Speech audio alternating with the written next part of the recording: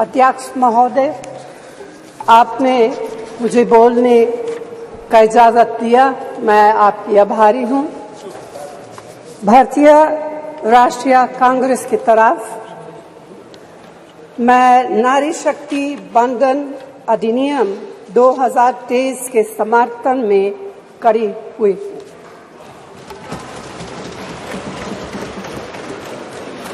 धुएं से भरी हुई रसोई से लेकर रोशनी से जगमगाती हुई स्टेडियम तक भारत की स्त्री का सफर बहुत लंबा है, लेकिन आखिरकार उसने मंजिल को छू लिया है। उसने जन्म दिया, उसने परिवार चलाया, उसने पुरुषों के बीच तेज दौड़ लगाई और असीम धीरज के साथ अक्सर खुद को हारते हुए लेकिन आखिरी बाजी में जीतते हुए देखा। भारत की स्त्री के हृदय में महासागर जैसा धीरज है। उसने खुद के साथ हुई बेईमानी की शिकायत नहीं की और सिर्फ अपने फायदे के बारे में कभी नहीं सोचा।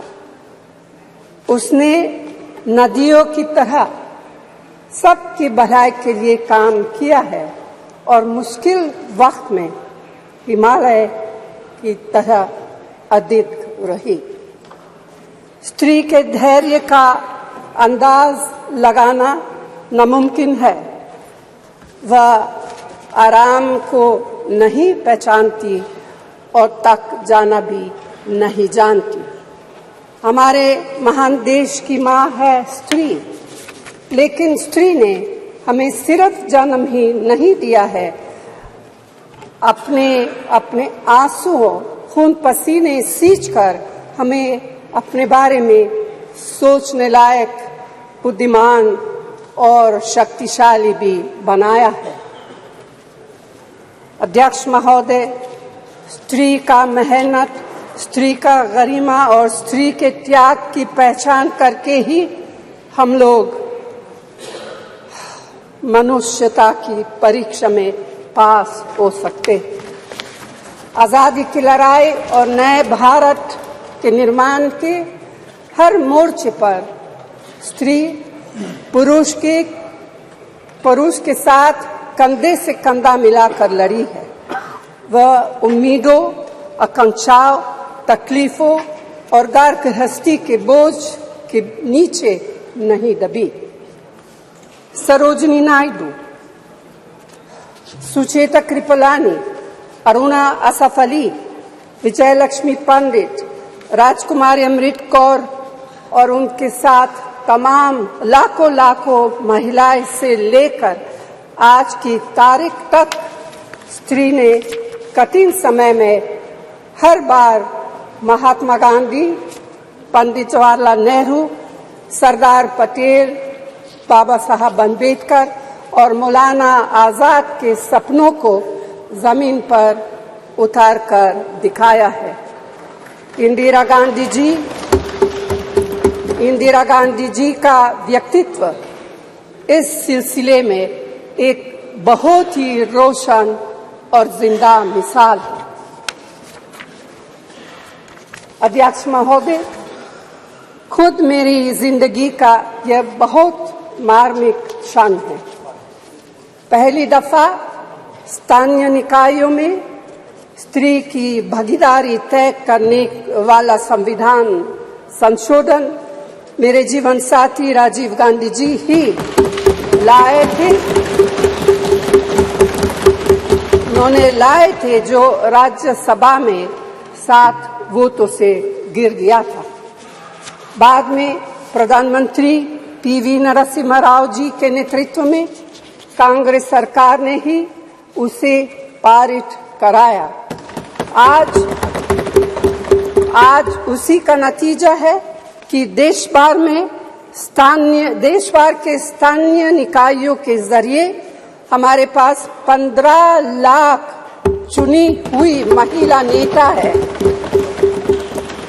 राजीव गांधी जी का सपना अभी तक आधा ही पूरा हुआ है। इस बिल के पारित होने के साथ ही वह पूरा होगा।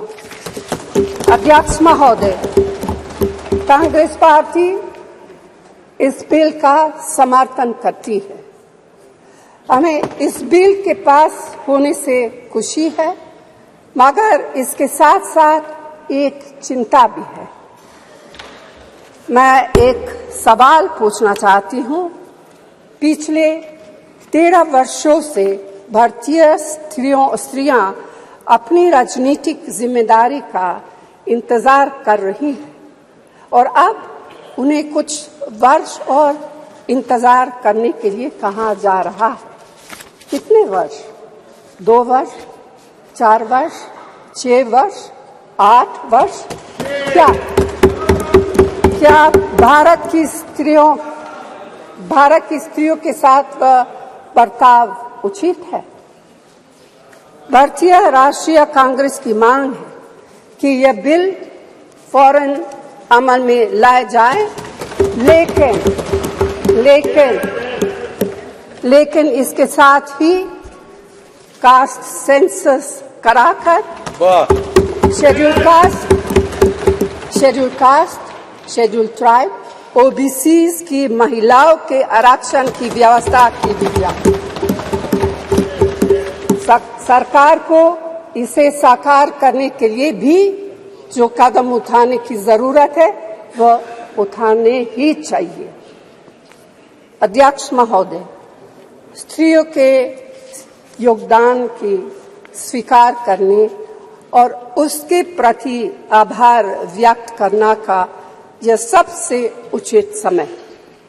इस बिल को लागू करने में और देरी करना भारत की स्त्रियों के साथ घोर नाइंसाफी है।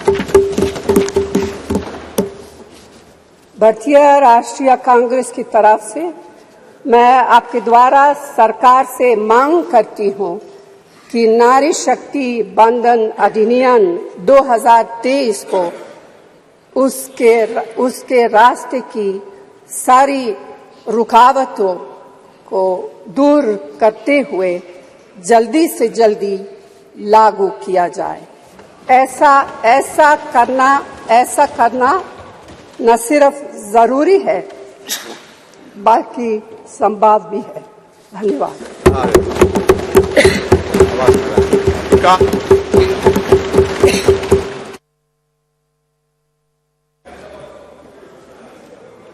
धन्यवाद अध्यक्ष महोदय। मैं अपने पार्टी का और इस देश के माननीय